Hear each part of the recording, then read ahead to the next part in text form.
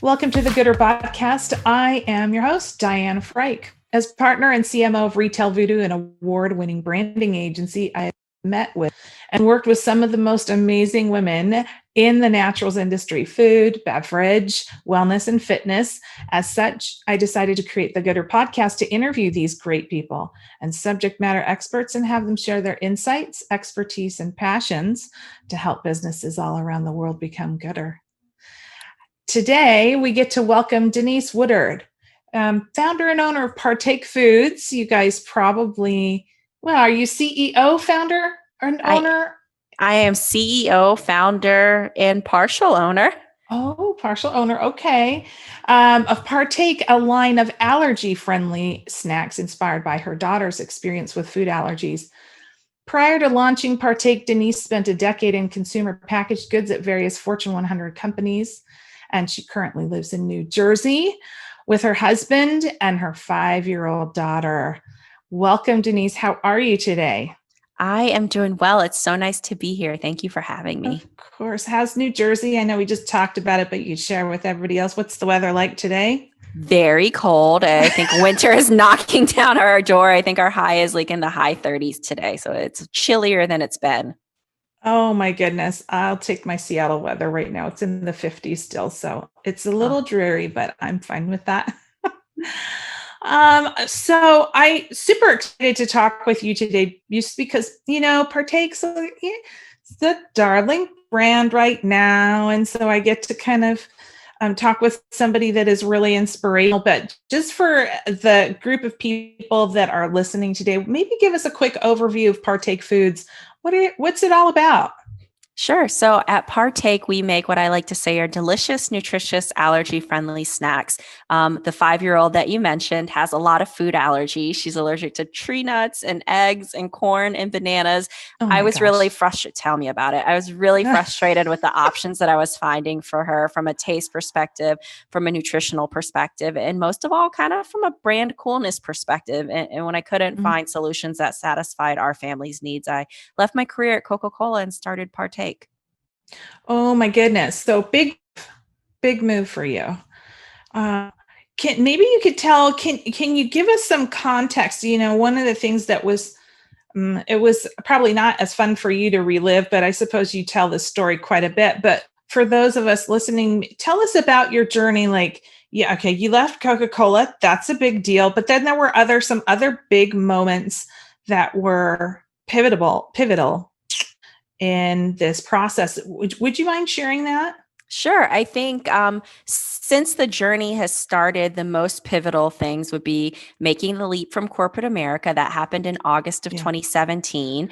Mm. Then in the next summer of 2018, we went into our first region of Whole Foods and we tried to raise some friends and family capital. Neither of my parents graduated high school. And so needless to say, I do not have very many accredited investors in my family. So scraping together $5,000 and $10,000 checks to keep the business going was quite the challenge, but we did it and somehow made it through. And then the next summer, we raised a seed round of funding from Jay-Z's Marcy Venture Partners, which was really exciting. And then this year, we launched a bunch of new retailers like Target nationally and expanded with partners like Whole Foods and went into Sprouts and really view 2020 as kind of a coming out year for our brand. Oh my goodness. Now, you are not a baker. Not at all. And you specifically chose baked goods. So why baked goods and why not some other shelf-stable product? Sure. So the story with Partake started in the summer of 2016 after we'd had a scare with food allergies with my daughter. And our nanny, Martha, who actually has some equity in the company, was like, yo, your daughter has the most boring diet ever. All you give her is like salmon and quinoa and vegetables, and you don't give her anything fun.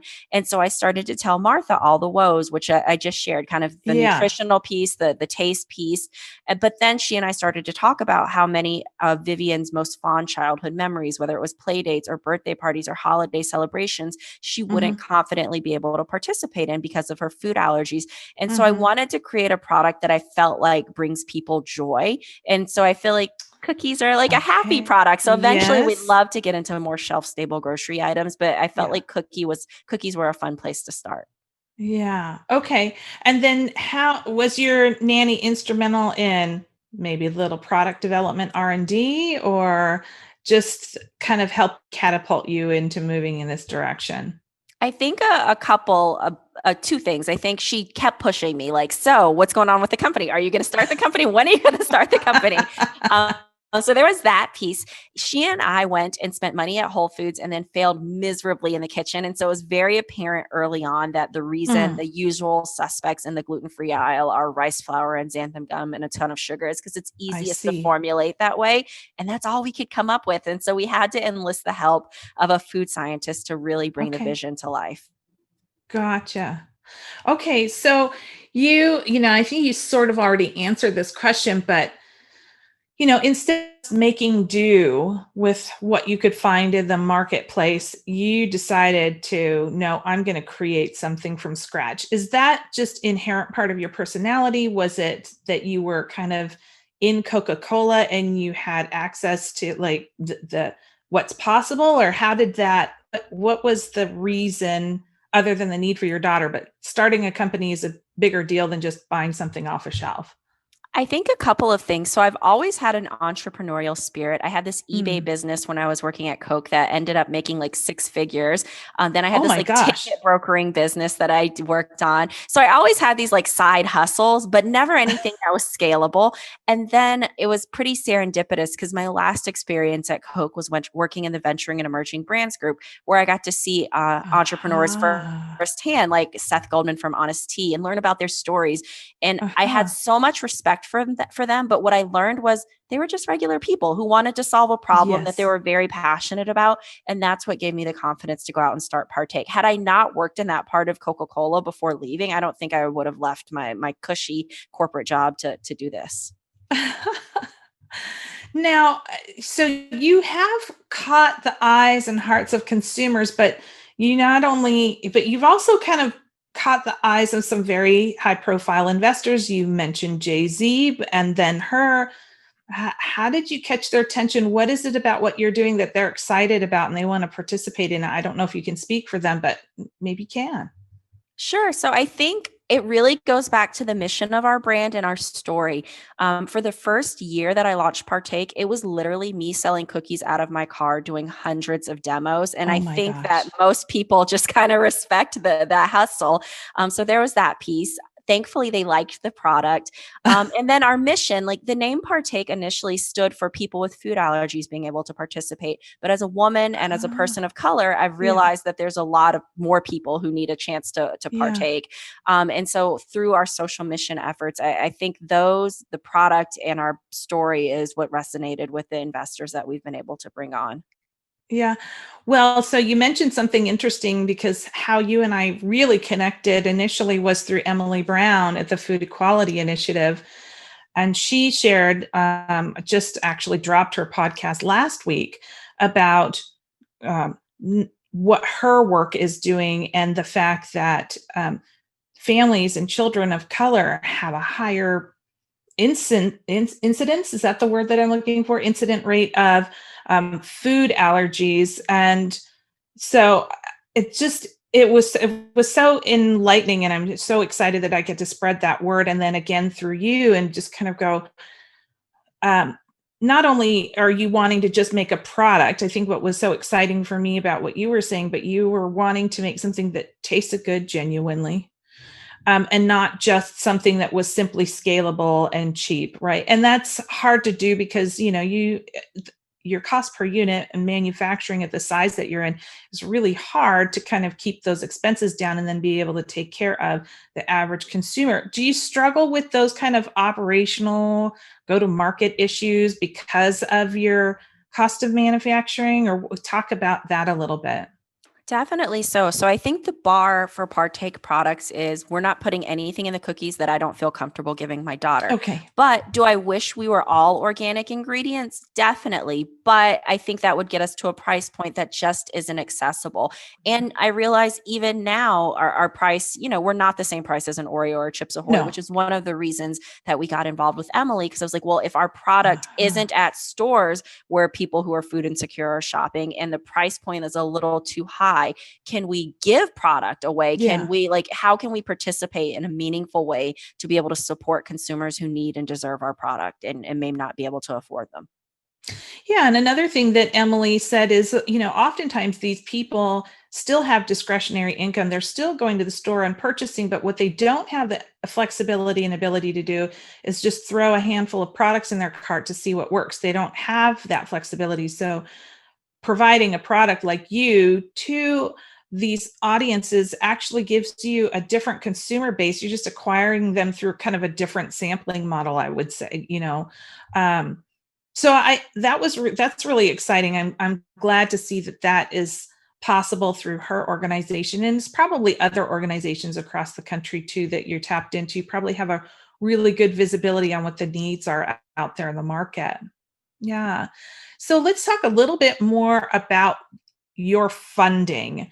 The big thing is, and I listened to a lot of other podcasts that you were on and read some things, and I saw this at one point you had gone through 86 rejections. This was in regards to getting initial seed investment. Is that right? That's correct. How do you keep going? Like, at what is you just stubborn? I think a little bit it's just insanity, Diana. I think it's stubbornness and insanity. I mean, I think the fact that I started the company for my daughter is one of the things that really kept me going during that period, because while she's still young, she definitely understands the company. I hear her in her bedroom doing pitches for the company sometimes. What is this? But she gets that I started the company because I wanted something better for her, and for me to have given up and her man. to understand that, I just couldn't live with myself.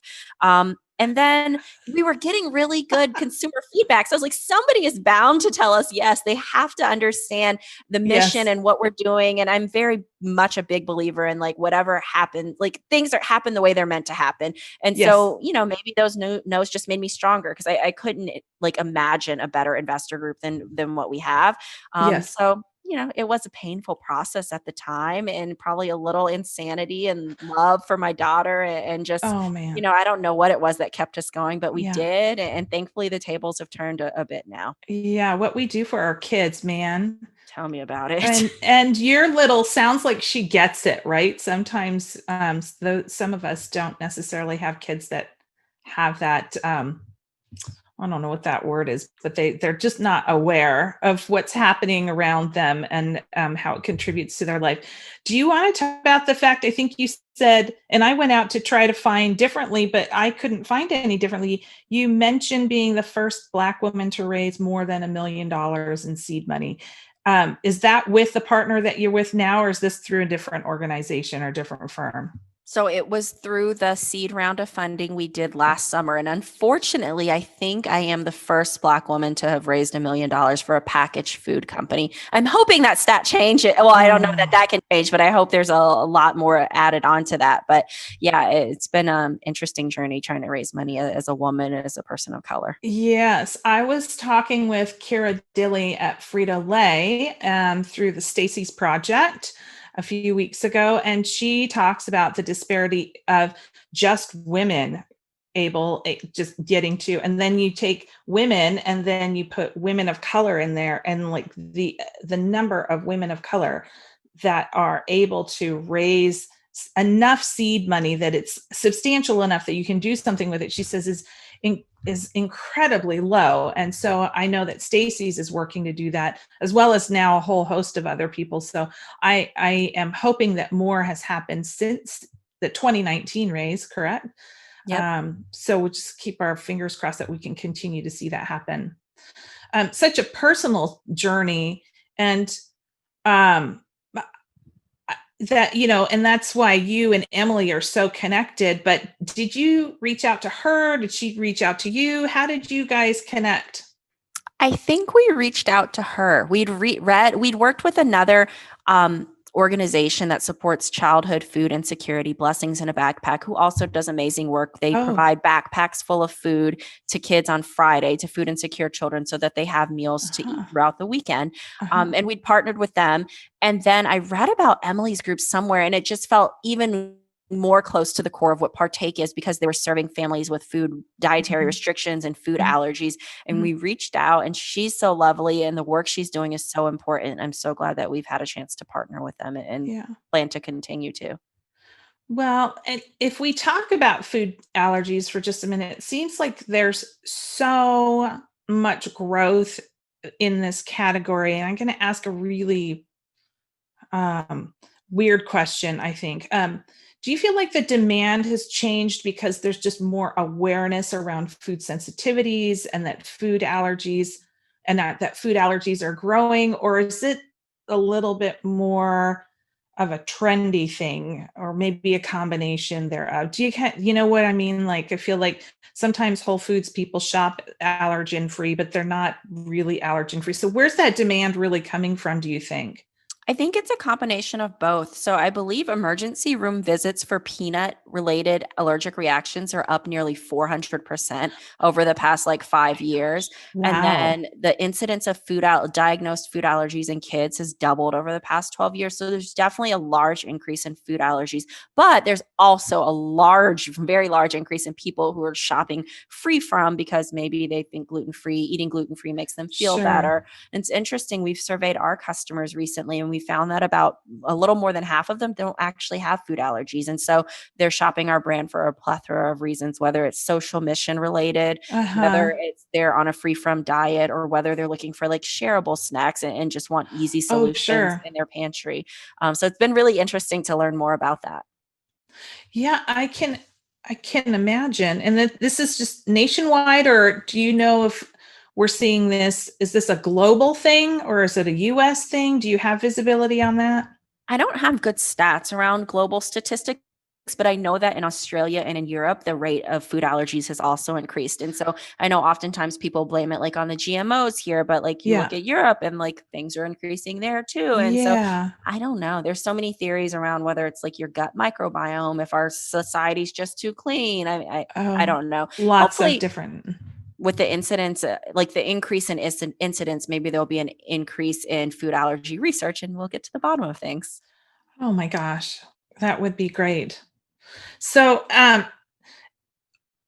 what needs do you, when we're thinking about these allergy things and that you come from that environment of, my daughter has an allergy, what do you feel are continual unmet needs, or what is it that other CPG brands may not be aware of when they're thinking about this consumer that they could be doing better? I think the biggest impetus was, like, for lack of better words, kind of that brand coolness factor. I think they're so focused oftentimes on saying what's not in the product that they don't focus Uh-huh. on the goodness that's in the product. And like someone who Hmm. doesn't have food allergies probably doesn't want to try a nut-free, egg-free, gluten-free, soy-free, whatever free thing, because they're probably going to assume like this tastes bad because what's in it. And then the food allergy people are left with this like only one safe solution that's not like something Yes. anybody else would willingly choose to eat. So I think making things that taste good and have ingredients you feel good about, but aren't necessarily just focused on food allergies and just happen to be allergy friendly, would be a Uh-huh. way to gain more food allergy customers. Uh-huh. So it's a classic CPG over indexing on features and benefits rather than on the brand story and the passion, right? Yep. Yeah. Yeah. And I think that's a common error that especially younger brands typically make. The more established brands get it, but the younger brands kind of over index on that because they don't necessarily have the sophistication of brand development yet. Depends on who they are, where they come from. Is there anything that you plan on doing? I don't know if you can tip your hat on what the next couple of years looks like for you. And is there anything that you can share about what you're doing to kind of grow your business and kind of get further into the pantry, so to speak? Sure. So we're launching our first non-cookie product in January. It'll be an e-com Ooh, only offering. I'm very excited okay. about it. And then our plan is in late 21, early 2022 to start to roll out other products that will sit in the grocery aisle near cookies, Okay. hopefully. I like that, near cookies. Could it be near cakes? I know that would be a hit in our house. That would be a hit in my house as well, too. I don't know know that's where we're going right away, but eventually hope to be everywhere in the grocery store. Well, I want to talk about the fact that, I kind of bring it back to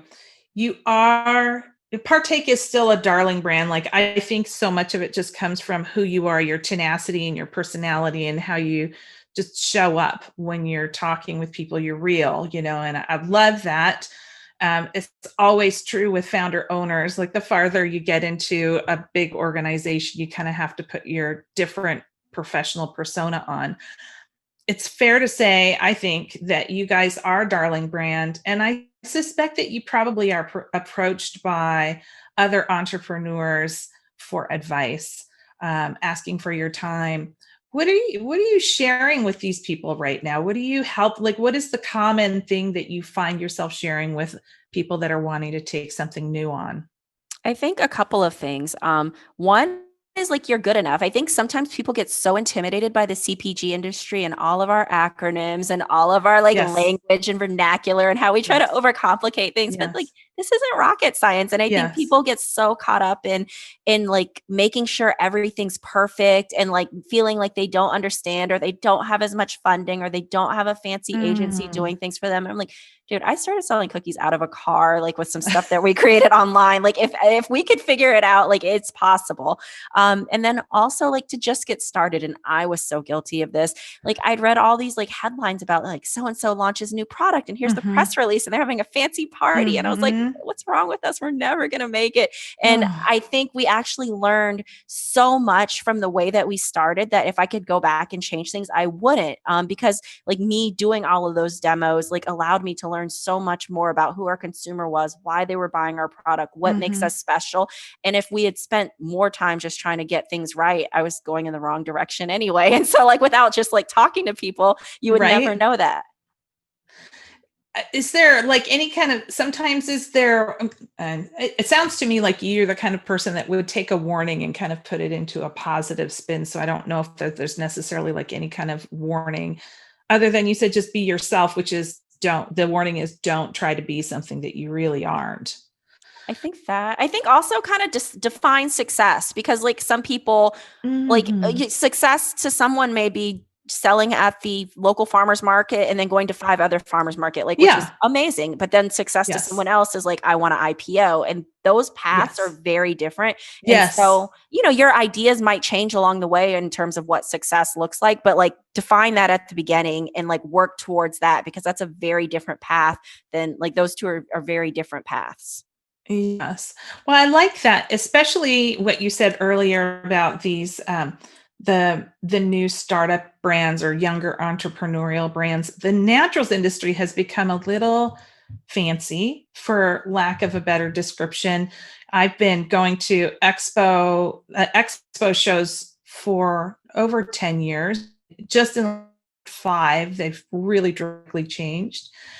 It went from this real earnest category to Hollywood almost, I feel like, in a 12-month cycle. And so we went from people who are their best ingredients and the safest and the smartest and the to how sexy can I be? And I can see both of those being really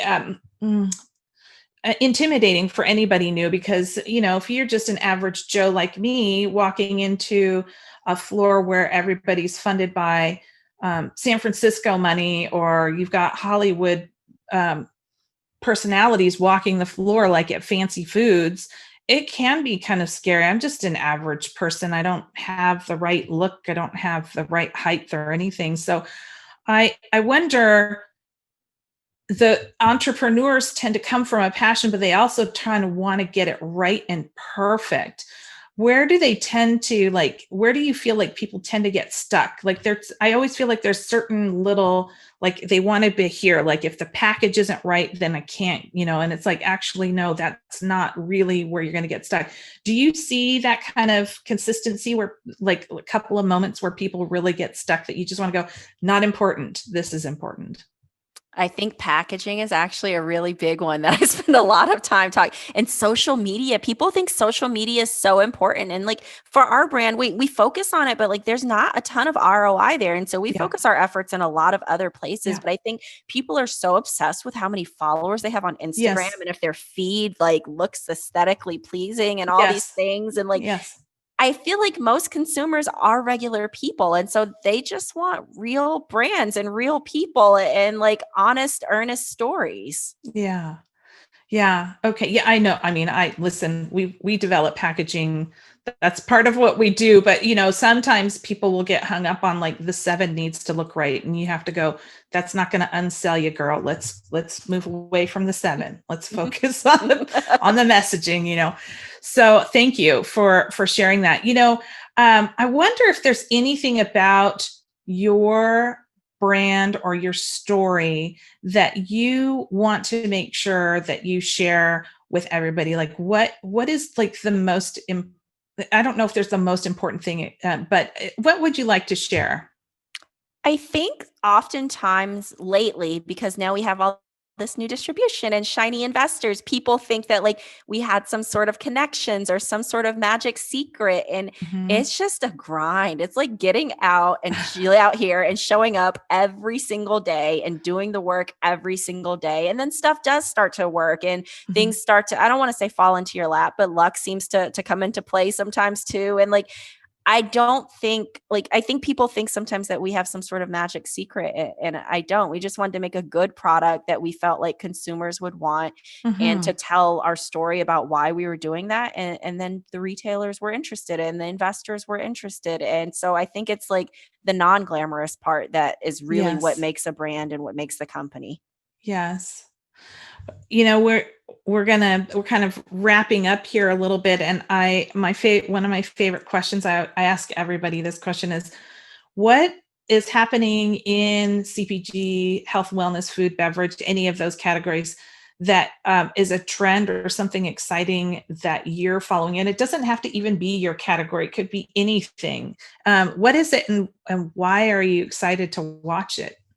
I think the prevalence of this, I don't even know if it's the right term, but like ethnic foods, like I know that there's Ayo Foods and Yes. Yoleli and like all these like very Yes. authentic brands that I'm so excited to try new Oh, products I've never tried before and to introduce them to my family.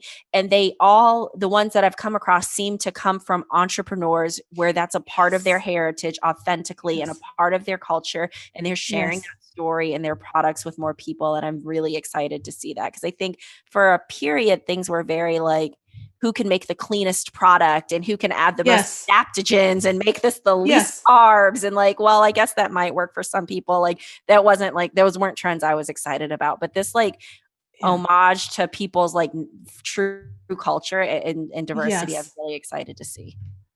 Yeah, I remember writing an article a couple of years ago, kind of going, "Hey, naturals category like can only have a Salisbury steak 5 ways before it's boring." Maybe one way, but I was just joking. But I'm like, and we're supposed to be the melting pot here. So what's going on? I think places like the Hatchery out of Chicago, I don't know if you're familiar with them, these incubators that are really encouraging the neighborhood entrepreneurs to bring their product to the market is really what's driving some of that. And I like really want to champion those incubators and the investors that are encouraging that growth. I don't know if I'm familiar with those places.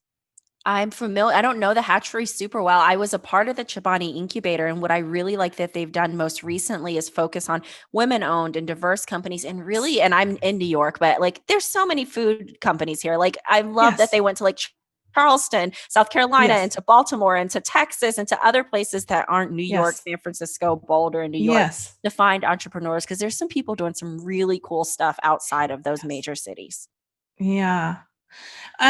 Tell us a little interesting fact about your category or your product, something that, is a nice little like, hey, did something I can share with my girlfriends during my next Zoom happy hour. Oh, that's a tricky one, Diana. I think what I found recently, that I mentioned this earlier, that I found really interesting as we've been talking to our consumers more. I think our consumer base has grown, so we have more people to talk to. And the Yes. fact that so many of our consumers don't have food allergies, and like how many of them are just choosing our products because they think it tastes good, because the mission resonates with them. I've been Mm-hmm. really excited to see that. Mm-hmm. Um, I don't know. I don't have that many interesting facts about my That's product. I'm okay. sorry. That's That's okay. That's okay. The thing that I love most about your entire story is your nanny calling you out on your daughter's diet. That's probably the funnest thing for me. How are you keeping yourself safe and sane these days? Lockdown, weather, all of it. It wears on. It's starting to wear on me. I was just telling one of my girlfriends this morning, like I'm usually very much a like see the bright side of things, and like our business Yes. is thriving. My Yes. family's been healthy. So like I have no real complaints. But God, I would love to go on a trip, and I would love to Right. hug a friend and see my Yes. girlfriends and go to a Yes. coffee meeting and all these things I took for granted. Um, Mm-hmm. so I think I'm keeping sane by hugging my immediate family that's close to me in my little pod, and Yes. trying to make fun, like have fun where we can, whether it's just like Friday night pizza night or watching holiday Yes. movies. I'm usually like, we can't start Christmas until after Thanksgiving this year. I'm like, bring it on. I need all the cheer I can get. Yes. Um, so yeah, just trying to find like little moments of joy and knowing that like this too shall pass and we'll be on the other side of this at some point. So I just need to try to keep each other as safe as possible and as cheerful as possible. Yeah. I wish I could offer, like, there's not a whole lot of choices other than I have started exercising outside, even in the crummy weather, just for the brain to have something different to look at and the skin to have something different to feel. If that makes any sense, but I can understand. I went on Alyssa, a walk right before this call, which is why I'm did you? wearing this athletic apparel. But yes, I just started doing that. Total game changer for my mental health Yes. in the middle of the day. Right. And I love my family, but now I'm with them 24/7, and it's just different because that means I have to be mom and spouse all the time. Instead of go to work, I can shed that for a few hours, or when I'm with some friends, I can shed my professional, you know what I mean? So Mm-hmm. yeah, get outside and just be you for a little bit and breathe. Thank goodness that we can still do that, at least for now. Yes. Um, I think, we are wrapping it up. I wonder if people want to connect with you for any reason at all. Do you prefer they reach out to you through LinkedIn, or do you have a different way that you prefer? LinkedIn is perfect. And if you LinkedIn want is to learn perfect. more about the company, we're on all social media channels at Partake Foods. And if you want to talk to me, I'm on LinkedIn. Yes. And I'm just going to thank you so much, not just for your time, but the work that you're doing. And, we're watching you from all the way across the country in Seattle and watching the good works here. So congratulations, and keep up the good work. Thank you. It still blows my mind that anyone besides my mom and my daughter know that we exist as a company. So thank you. Thank you for having me. It was so nice to chat with you. This episode is sponsored by Retail Voodoo, a creative marketing firm specializing in growing, fixing, and reinventing brands in the food, beverage, wellness, and fitness industries. If your naturals brand is in need of positioning, package design, or marketing activation, we're here to help. You can find more information at retail-voodoo.com. And so there you go. I hope you enjoyed this episode. Thank you so much for hanging out with us today. And if you haven't already, be sure to subscribe to this channel and share with your network. Until next time, be well and do gooder.